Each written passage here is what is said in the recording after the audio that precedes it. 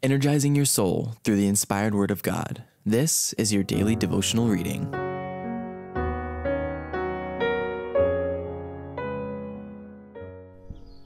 Our Daily Bread, December 8th. Obedience and faith must characterize the servants of Christ. Those who enter that city are the faithful few, who keep God's commandments, faith of Jesus too. There we'll lift our voices through the endless days, in sweet songs of gladness and in psalms of praise. We are nearing home. We are nearing home. See the splendor gleaming from the domes afar. See the glory streaming through the gates ajar. There we'll enter, never more to roam.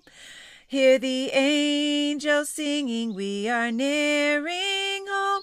We are nearing home.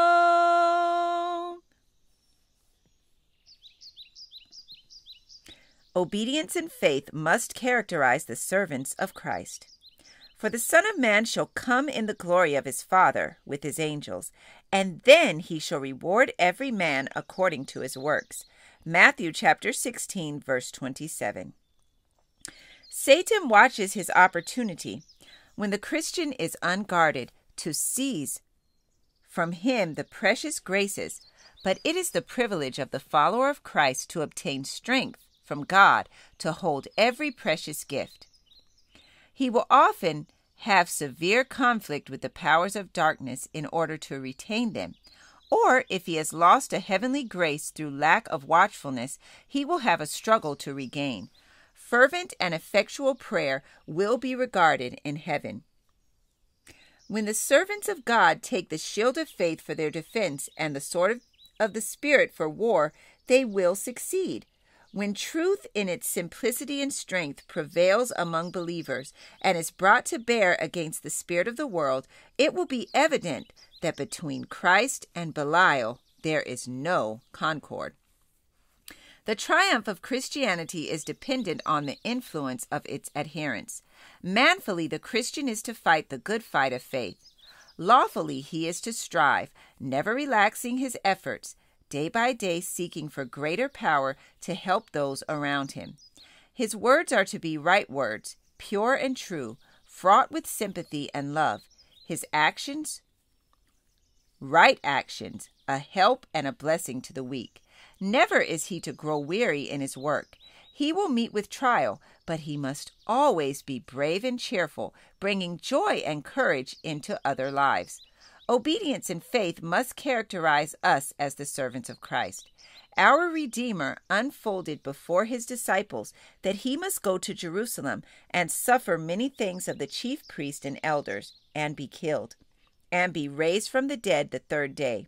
He was already standing under the shadow of the cross. He fully comprehended the great work he came to do, and he would have his disciples understand the greatness of this work and the responsibilities which would rest upon them in the performance of their duty in carrying forward his work when he should leave them.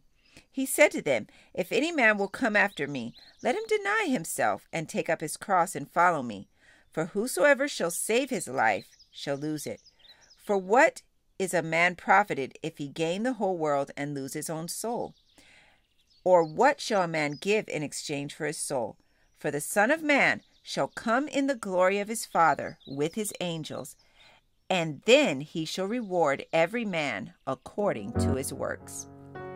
This passage was taken from Signs of the Times, October 21st, 1908. Our Daily Bread, December 8th. I encourage you to be ye doers of the word and not hearers only. Thank you for listening, and be sure to join us tomorrow for your daily devotional reading.